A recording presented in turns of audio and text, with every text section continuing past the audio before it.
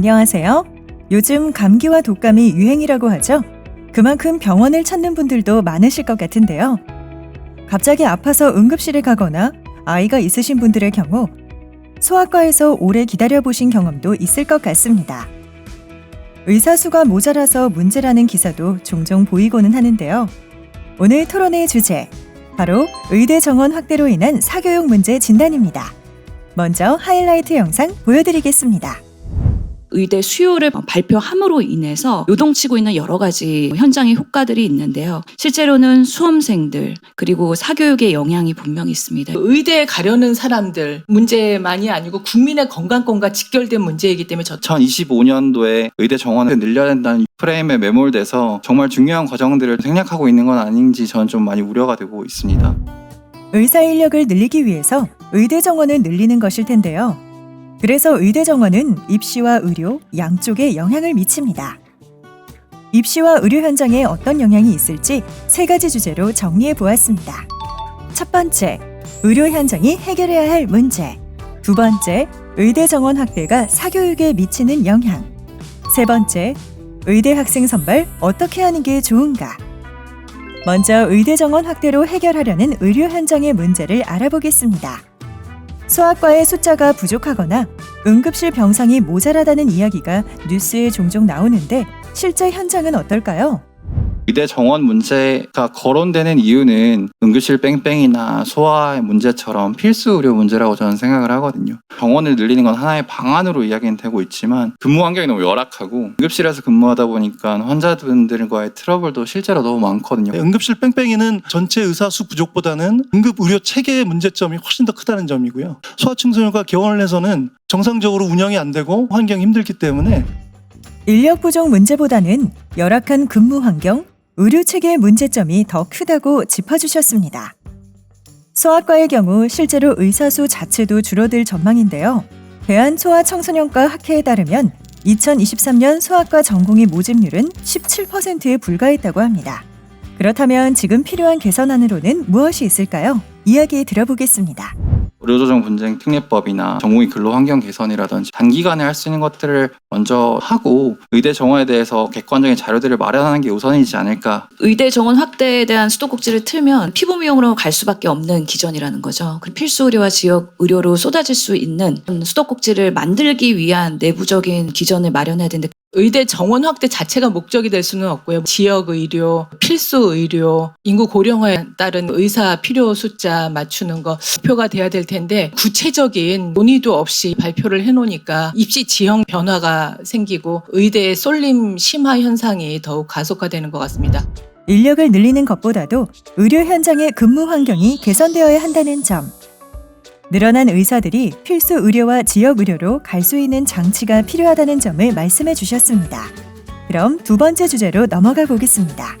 의대 정원이 늘어나면 사교육 시장이 어떻게 변화하게 될까요? 뭘 해도 핑계 삼아서 유지되는 것이고 더 심화되면 심화되지 약화될 일은 없는 겁니다. 시험이 어렵든 쉽든 사교육은 계속 강화된다 이런 얘기밖에 안 나오는데요. 이유가 무엇이든 시험 난이도와 무관하게 사교육이 강화된다는 의견 주셨는데요. 그 이유는 과연 무엇일까요? 일관되지 않은 시그널을 줬을 때 학생들은 정보를 못 믿으니까 결국엔 사교육을 의존할 수밖에 없다. 서울대, 연대, 고대, 공대나 이과 계열을 갔던 친구들이 다 이제 의대 쪽으로 흡수가 되지 않을까라는 우려가 됩니다. 정원을 늘리면 정원 늘린 것보다 이제 몇 배로 이제 지원자가 늘어날 수밖에 없기 때문에 결국 N수생이 늘고 사교육 시장이 굉장히 늘어나게 될 것 같습니다. 혼란에 빠진 수험생들과 의대에 가려는 재수생들이 사교육 시장으로 몰릴 수밖에 없다는 것인데요. 현재도 이과생의 자퇴율은 매우 높은 수준입니다. 입시 정책이 일관되지 않아서 혼란에 빠진 수험생들도 사교육에 의존하게 된다는 의견이셨고요. 이렇게 의대로 학생들이 몰리면 발생하는 문제들은 어떤 게 있을까요? 전공의 선생님들 한 250명한테 조사를 해봤습니다. 어떤 프로그램을 해줄까요? 라고 했는데 1, 2, 3위 안에 들어가는 게 커리어 패스였습니다. 인턴 전공이 1년차까지는 전공을 안 정한 거잖아요. 그걸 좀 알려줬으면 좋겠다. 성적에 맞추어 오다 보니 막상 의대에 와서 무엇을 해야 할지 모르는 문제에 대해서 이야기해 주셨습니다. 무엇보다 의대 정원이 확대되었을 때 과연 의대에서 그것을 감당할 수 있는지, 교육이 잘 될 것인가도 지적해 주셨습니다. 의대 정원이 2배가 된다고 가정을 했을 때 이 친구들이 정말 양질의 의학 교육을 받을 수 있는 의대 정원에 대한 논의보다도 교육이나 전공의 수련과 같은 것들에 대해서 좀 고민을 하고 이야기를 나누는 게 전설적이지 않나라는 생각을 합니다. 의대 교육 여건 또 의대 미료 수요 이런 거 충분히 감안해서 지원 여부 지원 규모가 결정이 되어야 또 올바른 교육 여건이 만들어지지 않을까 싶습니다. 서울대, 연대, 고대 그리고 지방에 있는 공립대들은 의학 교육에 대한 기반들이 최소한은 갖춰져 있을지 몰라도 아직도 열악한 환경인 의대들이 있고 그런 이유로 인해서 폐교되었던 서남의대 사건이 얼마 되지 않았거든요. 굉장히 실습이 많기 때문에 실습 환경 지금도 열악한 의과가 굉장히 많습니다. 여러 전문가분들이 의대 정원이 늘어나면 사교육이 늘고 이공계 학생들이 줄어드는 것에 대한 걱정, 단순히 정원 확대만이 아니라 의대 입학 후 대학 안에서 교육을 더 잘할 방법을 고민해야 한다는 이야기를 해주셨습니다. 마지막 주제로 의대 학생 선발을 어떻게 해야 하는지 교육 현장에서의 의견을 들어보겠습니다. 우선 사교육 확대를 줄이기 위해서는 어떤 방법이 있을까요? 선생님들 교육에 집중할 수 있는 환경을 만들고 학생들은 좀 어쨌든 제대로 된 교육을 좀 받을 수 있는 환경을 만드는 것이 굉장히 중요하다는 생각을 좀 갖게 되고요. 큰 틀에서의 주제는 의대 정원 확대, 무리한 추진보다 제대로 된 준비를입니다. 현장에서 수험생들과 혼란이 있을 텐데요. 예측 가능한 의대 입시 그리고 의사 양성 교육 체계가 마련돼야 될 것이고요.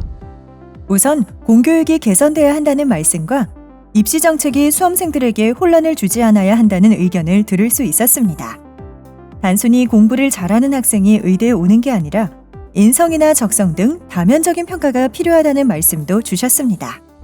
진짜 의사가 되고 싶은 사람들이 의사가 될 수 있는 환경을 만들어주기 위해서는 입시가 본질적으로 조금 바뀌는 부분은 반드시 있어야 된다고 생각을 합니다. 어떤 형태든 인적성을 볼 수 있는 건 필요하고 다중미니 면접이라고 MMI를 학원가에서 그러시는데요. 의미가 굉장히 다른 거고요. 우리말로 번역하면 다면 인적성 면접입니다. 인적성을 평가할 방법으로 MMI가 언급되었는데요. MMI가 무엇인지 잠시 알아보고 가겠습니다. MMI란 다면 인적성 면접이라는 뜻으로 학생의 타고난 적성과 도덕성을 평가할 수 있는 면접입니다. 도덕적 딜레마 상황에서 학생이 어떤 선택을 할 것인지 듣는 것이라 정답이 따로 있는 게 아닌 학생의 생각을 알고자 하는 면접입니다. 그 외에 입시 절차뿐 아니라 의료 환경도 학생 선발에 영향을 준다는 의견이 있었습니다.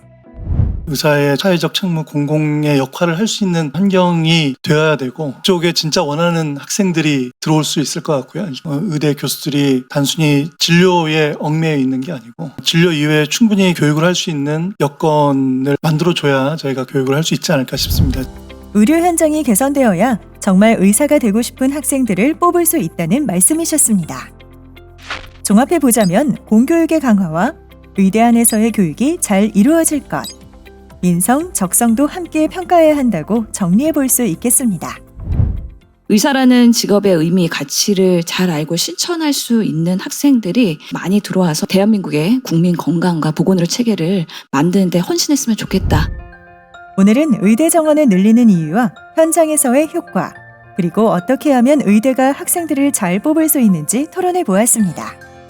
중요하게 다루어진 이야기들은 의료 환경의 개선, 이공계 인력의 감소 우려, 학생의 인성과 적성까지 고려할 필요가 있다는 점이었습니다. 환자들이 아플 때 쉽고 빠르게 병원에 가서 치료받을 수 있는 환경을 만드는 것이 무엇보다 중요할 것 같은데요. 모든 국민들이 필요한 진료를 받을 수 있도록 국회에서도 오늘처럼 현장의 의견을 듣는 자리를 마련하고 있습니다. 다음 시간에도 국민의 건강을 지키기 위한 정책 세미나로 돌아오겠습니다.